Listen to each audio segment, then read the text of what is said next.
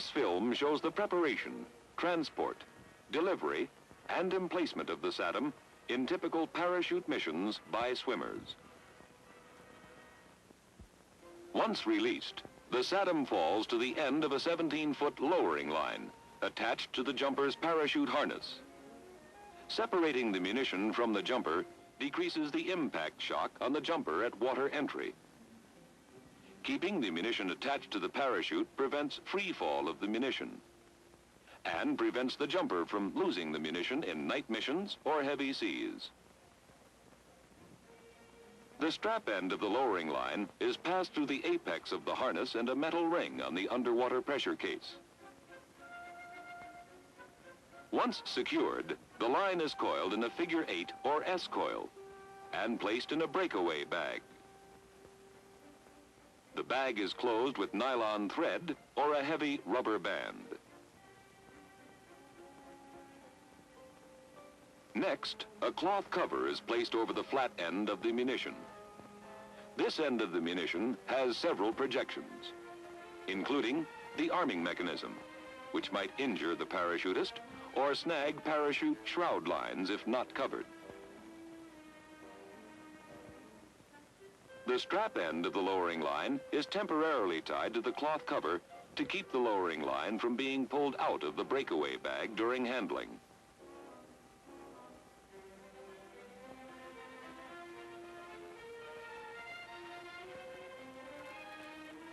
The SADM flotation bag is similar in appearance to an air mattress.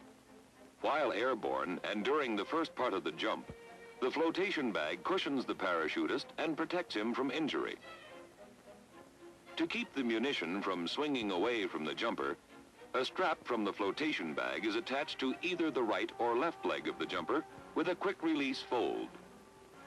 The parachutist releases this strap in the air just before he drops the munition to the end of the lowering line. The cloth cover on the aft end of the munition is also tied to the flotation bag to keep the cover from being lost in midair. Inflation is simple, and the flotation bag has ample buoyancy to keep the SADM afloat while the jumper gets out of his parachute and puts his scuba gear into operation. Preparing the swimmer for a SADM jump mission is as simple as preparing the munition. First, the swimmer puts on all or part of a wetsuit. Next, he puts on a standard Navy life jacket. The tethering strap from the SADM lowering line is fastened to this waistband. The tethering strap keeps the munition joined to the swimmer after he removes the parachute harness and his lowering line strap.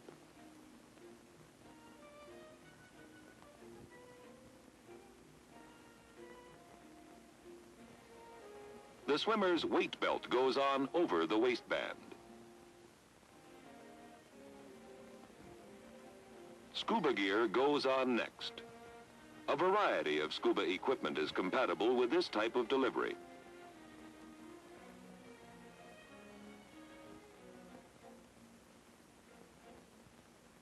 Standard or steerable T10 military parachutes are used, but the harness back straps are usually lengthened to get the parachute on over the scuba tanks.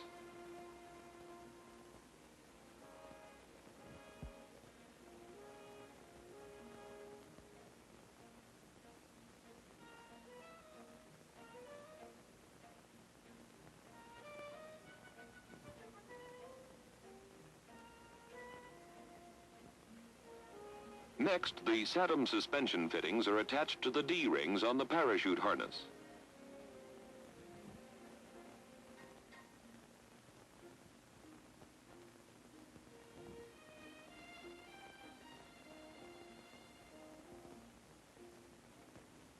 The strap end of the lowering line is passed beneath the right main lift web of the parachute harness and then secured in the buckle.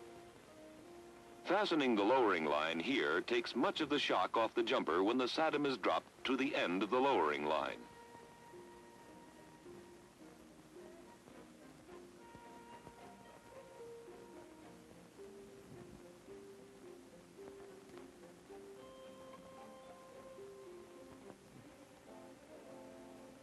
The T-7A reserve parachute is attached to D-rings on the SADM suspension fittings. Mounting the reserve chute separately from the munition allows the parachutist to release one side of the reserve parachute in the air, permitting free access to the quick release box on the parachute harness. The scuba mouthpiece is attached to the parachute harness in a position easily reached by the jumper once he is in the water.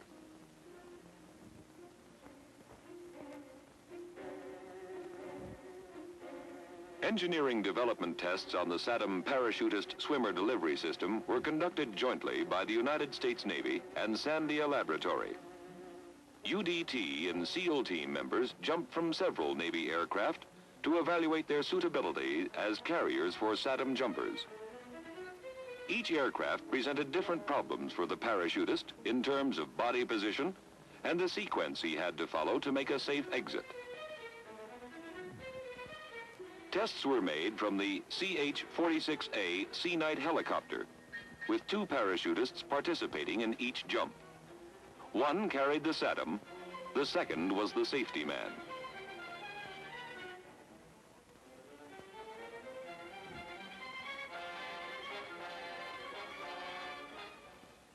The Navy's P-5 aircraft presented a rather unusual problem. Not only is the exit door very small, but the bottom of the door is considerably above the aircraft deck. The problem was solved by building a wooden platform from which the jumpers could make an easy exit.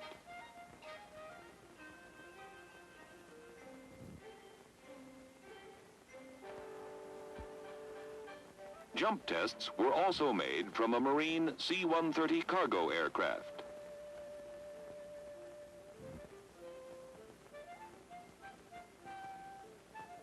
And from the SH-3A Navy helicopter.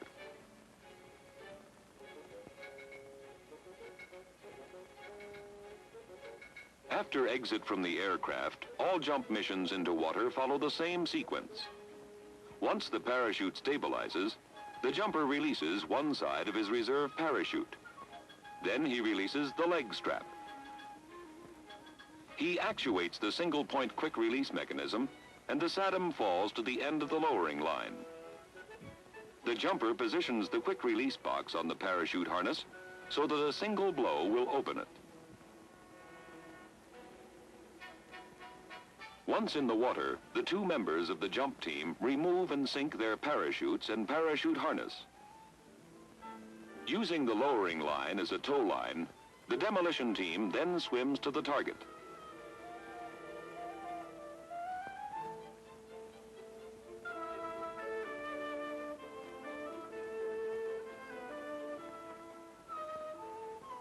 At the target, the tow line is used to secure the SADM to an anchoring point. The time delay between arming and detonation, preset during preparation of the munition, allows the swimmers time to make a safe escape. After turning the external arming mechanism, which starts timer rundown, the swimmers move out. They rendezvous with a sub, or swim out of the area and are picked up by high-speed surface craft. Behind them, they leave the armed SADM,